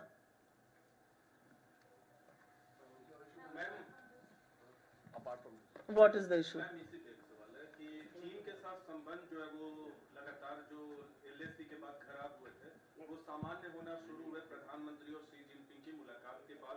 कजान में जो मुलाकात हुई थी, संबंध ये आप कह रहे हैं या विदेश मंत्री कह रहे हैं? नहीं, मैं जो स्थिति है वो बता रहा हूँ। आपको लगता है चीन से हमारे संबंध सामान्य हो रहे हैं? हाँ, नहीं, आप कह रहे हैं विदेश मंत्री कह रहे हैं? कजान में प्रधानमंत्री और शी जिनपिंग की मुलाकात हुई थी। ये कह रहा हूं कि अभी आप चीन के साथ जो नजदीकियां भारत की बढ़ रही हैं, विदेश मंत्री या प्रधानमंत्री की, आप जो कह रही हैं, आप पहलगाम आतंकी हमले की वजह से चीन और भारत की नजदीकियों पे सवाल उठा रही हैं, या भारत और चीन के जो संबंध पिछले कुछ महीनों से बढ़े हैं, करीब आ रहे हैं, उस पर सवाल उठा रही हैं? जिन पिछले कुछ महीनों की आप बात कर रहे हैं उसमें पहलगाम की टेरर स्ट्राइक हुई, उसके बाद हमने ऑपरेशन सिंदूर किया। 4 दिन तक हमारी शूरवीर सेना पाकिस्तान को सबक सिखाती रही, और पाकिस्तान को नहीं, हम तो चीन से लड़ाई कर रहे थे। चीन ने उनको हथियार दिए, वर्ल्ड क्लास हथियार दिए, चीन ने उनको नेटवर्क प्लेटफॉर्म दिए, चीन ने उनको रियल टाइम इंटेलिजेंस दी। इन कुछ महीनों में जिसमें आप कह रहे हैं संबंध हमारे सामान्य हुए हैं, चीन ने हमारे यहां जो एक्सपोर्ट करते थे हम चाइना से, rare earth minerals, tunnel boring machines, विशेष तरह का फर्टिलाइजर, उसका निर्यात काफी हद तक सीमित कर दिया, उसको रोक दिया। यह सामान्य संबंधों की तस्वीर है क्या? यह सामान्य संबंधों की तस्वीर है कि 5 साल बाद भी स्टेटस को एंटे रिस्टोर नहीं हो पाया लद्दाख में, और लद्दाख के लोग और लद्दाख के में जो हमारी सेना है वो भी कहती है कि चीन जो है वो वहां पर है। मुझे समझ में नहीं आ रहा संबंध का सामान्य होने का क्या मतलब होता है। एक आदमी कभी जब किसी से एक तरफा मोहब्बत करता है ना, तो अपने मन में वो काफी सारी पिक्चर गढ़ लेता है। वो अपने मन में सोचता है कि फलाना मुझसे प्रेम करता है क्योंकि वो एक तरफा मोहब्बत कर रहा है। ये एक तरफा मोहब्बत का नतीजा है। मोदी जी को और जयशंकर जी को एक तरफा मोहब्बत है चीन से, और वो एक तरफा मोहब्बत के नतीजे से सोच रहे हैं सब चंगा है, बहुत अच्छे संबंध है। ये अच्छे संबंधों के नतीजे हैं। ना स्टेटस को एंटे हुआ है, एलएसी पर 50-50 गांव बसा रहा है, हमारे अरुणाचल के जगहों का नाम बदल रहा है, हमारे मैप के साथ खिलवाड़ कर रहा है। ये सामान्य संबंध के लोग करते हैं, ये मित्र देश करते हैं। मुझे तो नहीं लगता है। अब इसकी डेफिनेशन मोदी सरकार में कुछ और हो तो वो अलग बात है। जी मैम, ऑर्गेनाइजर मैगजीन में एक आर्टिकल लिखा गया है जिसमें कहा है कि संविधान की प्रस्तावना में शामिल समाजवाद और पंथ निरपेक्ष शब्दों का शामिल करना संवैधानिक धोखाधड़ी है। क्या है? संवैधानिक धोखाधड़ी। ये कहां पे छपा है? माइक पे बोल दीजिए, ये कहां पे छपा है? भैया माइक देना उनको जरा। ये कहां पर छपा है? ऑर्गेनाइजर में एक आर्टिकल छपा है। ऑर्गेनाइजर कौन छापता है? इसका जवाब भी मैं दूं। ऑर्गेनाइजर या पंचजन्य जैसे अखबार अगर हमारे संविधान पर सवाल उठाते हैं, उनको हमारे संविधान में धर्मनिरपेक्षता और समाजवाद से चिढ़ है, तो ये तो आरएसएस के वही लोग हैं जो बाबा साहब को भला बुरा कहते थे, उनकी तस्वीरें जलाते थे, संविधान की प्रतियां जलाते थे, जिन्होंने 53 साल तक तिरंगे का बहिष्कार किया। तो ये अब नया क्या कर रहे हैं? ये तो वही लोग हैं जो कहते थे 400 दे दो तो देश का संविधान बदल देंगे। वो अलग बात है, देश ने नकेल कस दी। तो इसमें क्या मैं जवाब दूं? मैडम मुझे ये बताइए, पहलगाम हादसे के टाइम पे भी राहुल गांधी चीख चीख के जगा रहे थे सरकार को, उसके बाद अब राहुल आर सिंह ने जब खुला बता दिया सारी चीजें, और राहुल गांधी उस टाइम भी चीख चीख के सरकार को बता रहे थे, फिर भी इतने खूबसूरत रिलेशन जो हम चाइना के साथ बना रहे हैं, इसके पीछे क्या ये वजह है कि भारत सरकार चाइना से डरती है? भारत सरकार चाइना से डरती है कि नहीं डरती मुझे नहीं पता, लेकिन मोदी जी का जो चीनी प्रेम है वो बहुत प्रगाढ़ है। एक तरफा मोहब्बत की जो शिद्दत है उनकी, वो पिक्चर थी पता नहीं कौन सी, उसमें डायलॉग था, एक तरफा मोहब्बत की ताकत। मोदी जी की जो एक तरफा मोहब्बत है चीन से, उसका खामियाजा ये देश भुगत रहा है। बहुत धन्यवाद, thank you very much. Ma'am एक अलग बिहार को लेकर एक है जी, आज भी एक आईसीआईसीआई बैंक के मैनेजर की डेड बॉडी एक कुएं में मिली है बिहार में। लगातार अब तक 14 हत्याएं हो चुकी है तकरीबन पिछले एक हफ्ते 8 दिन पे। इस पर आपका क्या कहना है? मुझे ऐसा लगता है एक दिन ऐसा नहीं बीतता है जहां पर बिहार से रक्त रंजन की खबर ना आए, जहां पर बिहार में दिन दहाड़े गोलियां चल रही हैं। आप बैंक मैनेजर की बात कर रहे हैं, कोई किराना व्यापारी, कोई बालू का व्यापारी, कोई कपड़े का व्यापारी, कोई अस्पताल का मालिक, चाहे वो गोपाल खेमका हो, रमाकांत यादव हो, विजय मेहता हो, ऐसे तमाम लोगों की दिन दहाड़े हत्या हो रही है। दिन दहाड़े बिहार में गोलियां चल रही हैं। कभी कभी लगता है ओटीटी का प्लेटफॉर्म में जिस तरह की पिक्चरें दिखाई जाती है वो बिहार में हो रहा है, और ये दूर दराज इलाकों में नहीं हो रहा है, ये वहां की राजधानी पटना में हो रहा है। तो बिहार में जो सुशासन का एक फर्जी दावा ढोल ठोका गया, उसकी कलई चुनाव आने पर खुलती ही जा रही है। दिख रहा है दुनिया में बिहार में क्या हो रहा है। बिहार में महिलाएं असुरक्षित हैं। बिहार में एक बच्ची का रेप होता है, उसको 20 बार चाकू मारा जाता है। पटना के अस्पताल के बाहर वो 8 घंटे तक एम्बुलेंस में रहती है और अंततोगत्वा दम तोड़ देती है वहां पर। यह बिहार है। बिहार बच्चों के खिलाफ दुष्कर्म के मामले में नंबर 2 है पूरे देश में, महिला अपराध के मामले में नंबर 2 है, हत्या और हत्या की कोशिशों के मामले में नंबर 2 है। कौन सा सुशासन है भाई बिहार में? यह डबल इंजन की सरकार का ढोल पिट रहा है, यह असलियत है बिहार की। मेरा अपना मानना है कि अपराधी बेखौफ इसलिए है क्योंकि अपराधियों को नहीं, छोटे मोटे लोगों को पकड़ के कार्रवाई की जाती है। बिहार की पुलिस और बिहार का प्रशासन और बिहार की सरकार उन लोगों के खिलाफ एक्शन लेती है जो नौकरी की मांग करते हैं, जो मांग करते हैं नीट पेपर लीक क्यों हुआ, उनके खिलाफ जो चीजें होती है उन पर निरंकुशता दिखाती है। अपराधी बेखौफ होकर बिहार में घूम रहा है। ये गुंडा राज जो है ये बिहार में डबल इंजन की सरकार का तोहफा है। जी Ma'am, Balasore victim has now lost her life. Rahul Gandhi had also made a tweet in the morning in which he has blamed the entire system. But Dharmendra Pradhan is now attacking Rahul Gandhi, saying that he's trying to play dirty politics over this sensitive matter. And the Deputy Chief Minister is now saying that justice will be given to her. What is your take upon it? How many women will have to lose their lives before our politicians become sensitive to this? I think what Rahul Gandhi ji is saying is absolutely true. The reality is that this girl, a very promising career ahead of her, kept complaining of sexual harassment not once, not at one platform, but at several levels. The man sexually exploited her, he harassed her mentally, and eventually she was left with no choice, but she self-immolated. And now she has succumbed to her injuries. Her father awaits justice. The rest of this country awaits justice.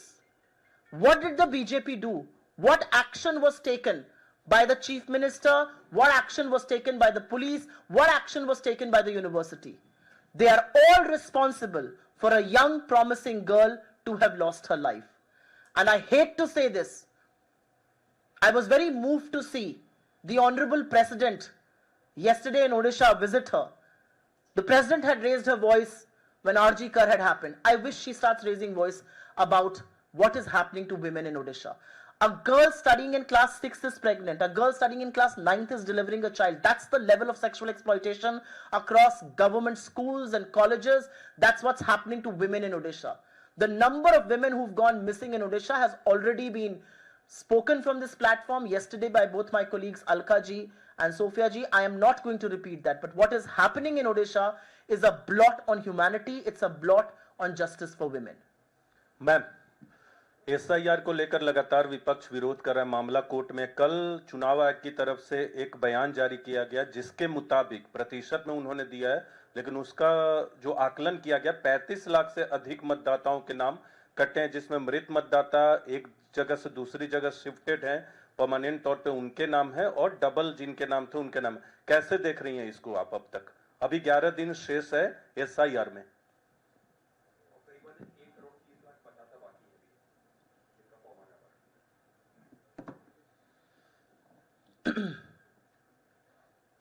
SIR Bihar ही नहीं, इस देश के गरीब, मजदूर, दलित, पिछड़ों, आदिवासियों के खिलाफ चुनाव आयोग का सबसे बड़ा षड्यंत्र है।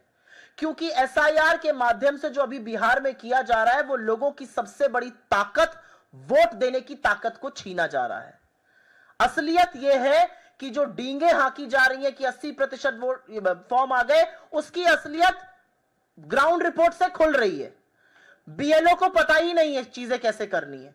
बीएलओ रिजाइन कर रहे हैं क्योंकि उनके ऊपर इतना प्रेशर, इतनी मानसिक प्रताड़ना है, जबरदस्त वसूली चल रही है। आप ही लोगों के अखबारों में रिपोर्ट हो रहा है, लूटा खसोटा जा रहा है लोगों को कि भैया पैसे दो तब तुम्हारा ये काम किया जाएगा।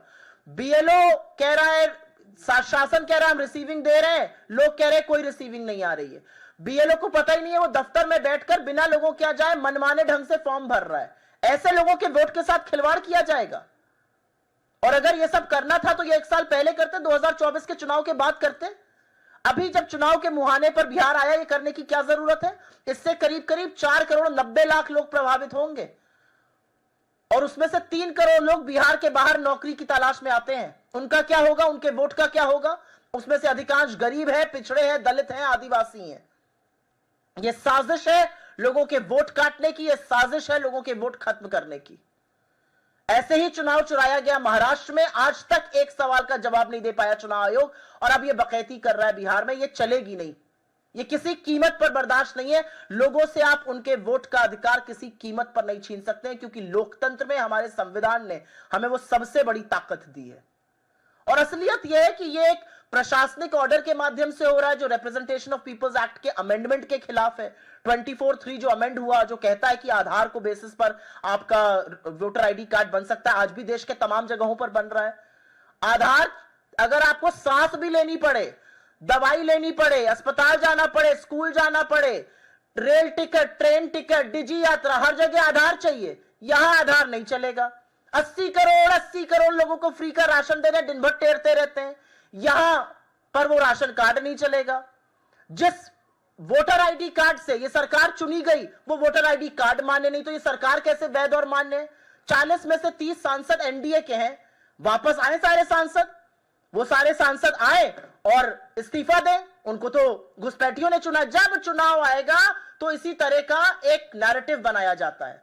11 साल से सत्ता में आप हैं, 20 साल से घटक दल आप हैं, वहां पर झुंझुना बजाने का काम करते हैं, घुसपैठिया चिल्लाते हैं। जब चुनाव आता है, कहां गए दिल्ली के घुसपैठिए, कहां गए बंगाल के घुसपैठिए?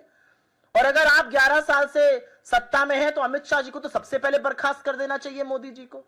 इधर उधर घूमते रहते हैं, घुसपैठियों को नहीं। बीएलओ जाके घुसपैठिए पकड़े ले रहा है, अमित शाह और माइटी इंडियन गवर्नमेंट नहीं पकड़ पा रही है। क्या विडंबना है।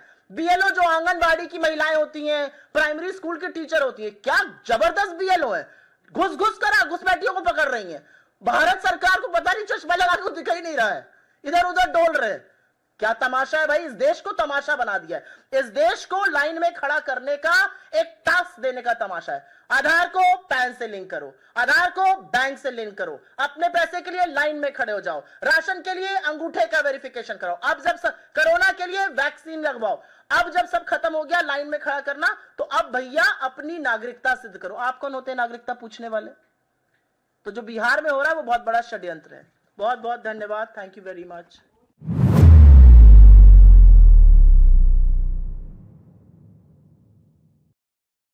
आइए बढ़ते अगली खबर की। बिहार उप मुख्यमंत्री विजय कुमार सिन्हा ने राजद कांग्रेस पर किया हमला। बिहार के उप मुख्यमंत्री विजय कुमार सिन्हा ने राजद और कांग्रेस पर गंभीर आरोप लगाए हुए हैं। कहा कि गैर जिम्मेदाराना बयानों से राज्य की छवि खराब हो रही है। उन्होंने स्पष्ट किया कि अगर कोई अपराधी है तो उसके खिलाफ ठोस सबूत पेश किए जाने चाहिए। सिन्हा ने कहा, राजद का नाम सुनते ही अराजकता का माहौल बन जाता है और निवेश बिहार छोड़कर भाग जाते हैं। वो किस स्तर के बयान दे सकते हैं ये सब जानता है। अपने पिताजी के राह पर वो बढ़ चुके हैं। बिहार को बर्बाद और बदनाम करने वाले लोग गैर जिम्मेदाराना बयान दे करके हम तो कहते हैं कि लगता है कि कोई अपराधी है तो प्रमाण के साथ उसके बारे में बताइए। मैं तो प्रमाण के साथ कह रहा हूं कि राजद के लोग ही बालू माफिया हो, दारू माफिया हो या जमीन माफिया हो, और जितनी भी घटनाएं में प्रत्यक्ष अप्रत्यक्ष राजद के लोग का नाम ही क्यों आता है, उसी से जुड़े लोग ही क्यों पकड़ाते हैं। उनको सुधरने की जरूरत है। राजद का नाम से ही अराजकता का माहौल बनता है, निवेशक भागता है, बिहार में पलायन की वातावरण बनता है। इसलिए राजद कांग्रेस कल्चर मुक्त बिहार इस बार साकार होगा और सब बिहारी इसको बड़ी मजबूती के साथ आने वाले पीढ़ी के लिए ये राजद कांग्रेस मुक्त बिहार बनाने के संकल्प, प्रधानमंत्री का विकसित बिहार बनाने का संकल्प पूरा करेगा। बिहार वोटर लिस्ट में है, वो वेरिफिकेशन अब 35 लाख लोगों के नाम कटेंगे। चुनाव आयोग अपना संवैधानिक दायित्व को निभाएगा। माननीय सुप्रीम कोर्ट ने भी कहा है और इस पर जो अंगुली उठाते हैं उस पर कार्रवाई होनी चाहिए। ऐसे राष्ट्र को कमजोर करने वाले मानसिकता कतई स्वीकार नहीं है कि संवैधानिक पद पर बैठ के राहुल गांधी और तेजस्वी यादव जैसे लोग भ्रम का वातावरण फैलाए, तुष्टीकरण की राजनीति के लिए राष्ट्र को और समाज को उन्माद पैदा कर करके कमजोर करने का प्रयास करे, ये कतई स्वीकार नहीं। आज भी एक बैंक मैनेजर की डेड बॉडी बिहार में दुखद दुर्भाग्यपूर्ण है। सरकार पूरी सख्ती से कार्रवाई कर रही है और आप देखेंगे कि चुनाव जैसे जैसे निकट आ रहा है, अराजकता राजद के माहौल जो पैदा करना चाहते हैं वो नहीं होगा। बहुत जल्द बड़ा निर्णय भी होगा।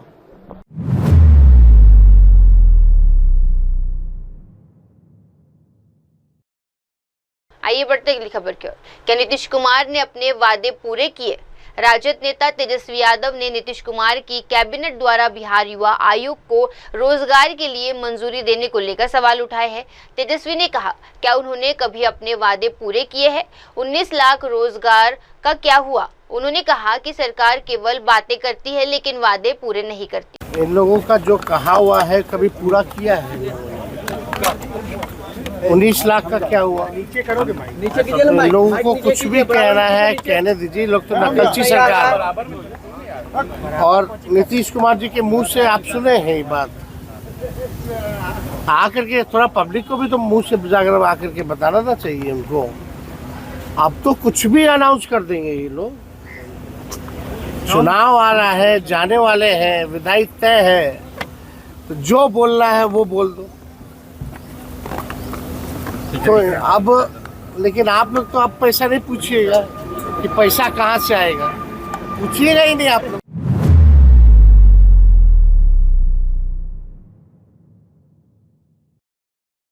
आइए बढ़ते अगली खबर की ओर। गोवा मुख्यमंत्री प्रमोद सावंत ने खेल केंद्र बनाने का दावा किया। गोवा के मुख्यमंत्री डॉक्टर प्रमोद सावंत ने कहा है कि गोवा को वॉलीबॉल, फुटबॉल और अन्य खेलों के क्षेत्र में एक प्रमुख केंद्र बनाने के प्रयास में है। उन्होंने प्रधानमंत्री नरेंद्र मोदी के 11 वर्षों के फिट इंडिया अभियान को खेलों में विकास में एक बड़ा योगदान बताया। सावंत ने आगे कहा कि अब समय आ गया है कि जब गोवा और देश मिलकर 2036 के ओलंपिक की तयारी शुरू करें। इंटरनॅशनल स्पोर्ट्स हे गोंयांत ऑर्गनायज जावपाक लागलेले आसा। आमी जर पळयलें आसत जाल्यार बीच व्हॉलीबॉल आसतलो, ताज्या उपरांत table tennis, world table tennis आसतलो। आमी फुटबॉल परत एकदा बांदोडकर ट्रॉफी परत एकदा रिवायज केली। ताज्या उपरांत 2-3 आनीक बीग स्पोर्ट्स जे गोंयांत घडून आयले।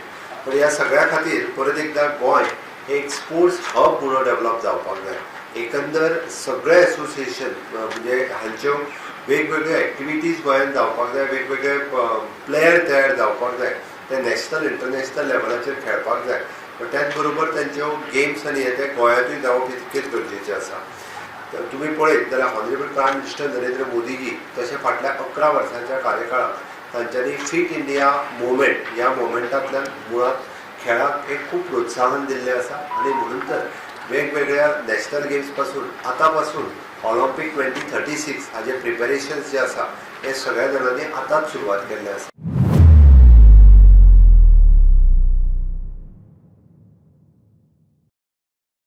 आइए बढ़ते अगली खबर की ओर। कभी कभी होता है जबरन धर्मांतरण, पंकज भोयर बोले। महाराष्ट्र के गृह राज्य मंत्री पंकज भोयर ने धर्मांतरण विरोधी कानून को लेकर अपनी बातें रखी है। उन्होंने कहा कि ये कानून राज्य के लिए फायदेमंद साबित होगा। मंत्री भोयर ने स्पष्ट किया, हमने देखा है कि कभी कभी जबरन धर्मांतरण की घटनाएं भी होती है, इसलिए हम अगले विधानसभा सत्र में इस विधेयक को पेश करने की योजना बना रहे हैं। नहीं, ये लॉ लाने से बहुत कुछ फायदा होगा कि जैसे कि अपन लोग देखते हैं कि जहां लोगों की इच्छा न होते हुए भी उनको मजबूर करके कुछ प्रलोभन देके या कभी कभी प्रेशराइज करके उनका धर्मांतरण किया जाता है, तो इस पे वो बात टलेगी, इस तरीके से उसको कंट्रोल किया जाएगा। नहीं, हम लोगों ने आंकड़ा तो लिया, तो जबरदस्ती से ऐसे कुछ किया गया ये प्रूव नहीं हो पाया, और जिस इनडायरेक्ट तरीके से वो लोग करते हैं तो उसके लिए अभी हमारे पास कानून नहीं, इसलिए कानून लाने की जरूरत है। आपने बताया 10 स्टेट्स में लगभग ये है, तो कहीं ना कहीं on the line of that states उनसे भी कुछ सलाह मशवरा करके कुछ कमेटी का जरूर उनसे भी सलाह मशवरा किया जा रहा है। उन्होंने किस तरीके का कायदा कानून बनाया उसका भी स्टडी हमारी कमेटी वहां पे कर रही है, और सब स्टडी करने के बाद में एक अच्छा कानून अपने महाराष्ट्र में लाया जाएगा। नंबर बता पाएंगे कितनी शिकायतें आप लोग के पास है इस तरह का? एग्जैक्टली नंबर मेरे पास नहीं है, पर हम लोग देखते हैं जब हाउस चलता है या कभी सामान्य नागरिकों की तरफ से हमें ऐसी कंप्लेंट्स आती है कि भाई इस तरीके से जबरदस्ती से इस परिसर में या इस एरिया में वहां धर्मांतर किया गया हुआ है। एग्जैक्टली नंबर अभी हमारे पास नहीं है।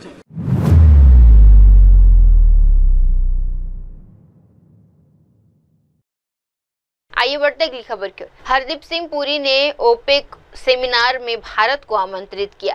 केंद्रीय मंत्री हरदीप सिंह पुरी ने हाल ही में विनया में आयोजित ओपेक सेमिनार में भाग लेने का अनुभव साझा किया है। उन्होंने बताया कि ये पहली बार था जब भारत को इस प्रमुख तेल उत्पादक संगठन सेमिनार में आमंत्रित किया गया था। उन्होंने कहा, भारत दुनिया के सबसे बड़े कच्चे तेल उपभोक्ताओं में से एक है।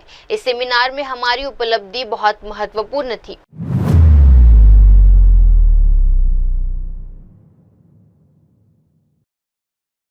आइए बढ़ते अगली खबर की ओर।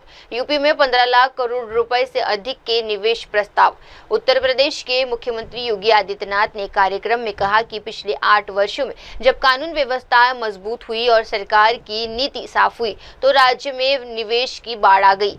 उन्होंने बताया कि अब तक यूपी में कुल 15 लाख करोड़ रुपए अधिक के निवेश प्रस्ताव आए हैं। मुख्यमंत्री ने कहा कि ये निवेश प्रस्ताव न केवल प्रदेश की आर्थिक स्थिति को मजबूत करेंगे बल्कि युवाओं के लिए रोजगार के नए अवसर भी उत्पन्न करेंगे।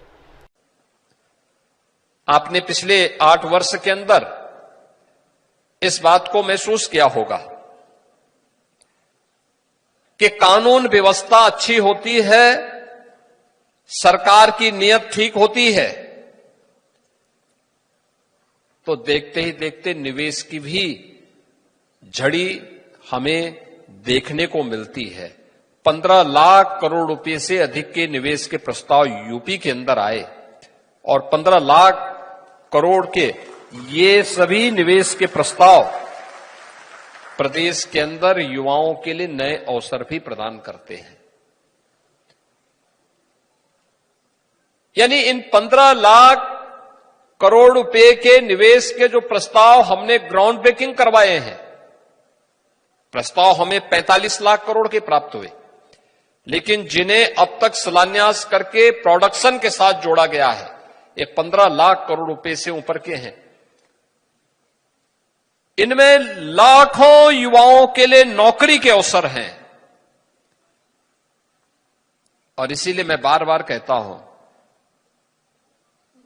कि इन इंस्टीट्यूशंस को इंडस्ट्री के साथ हमें जोड़ना पड़ेगा, क्योंकि अगर ये जुड़ेंगे तो उस इंडस्ट्री की डिमांड क्या है, उसकी मांग क्या है, उसके अनुरूप हम कार्यक्रम को आगे बढ़ा सकते हैं।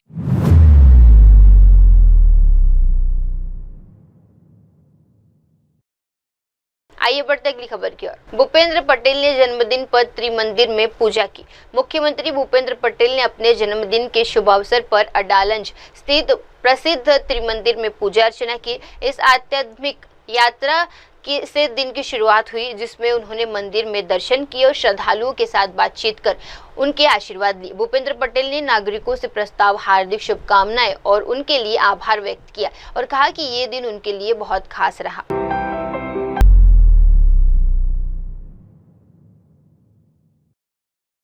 अब वक्त हो चला है दर्शकों छोटे से ब्रेक का। ब्रेक के बाद भी जुड़े रहिए, देखते रहिए देश और दुनिया की तमाम बड़ी खबरें MNS न्यूज टीवी पर। धन्यवाद। हाय हेलो नमस्कार, मैं हूं पंकज विष्णु और आप देख रहे हैं MNS न्यूज।